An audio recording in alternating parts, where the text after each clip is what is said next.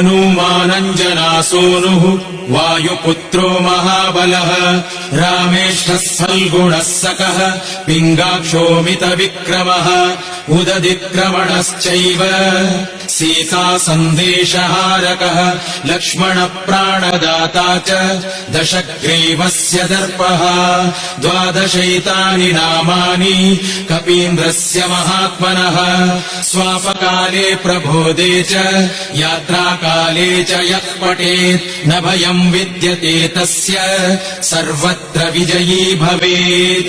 स्वस्ति श्रीहनुमत् 12 नाम स्तोत्रम् सम्पूर्णम्।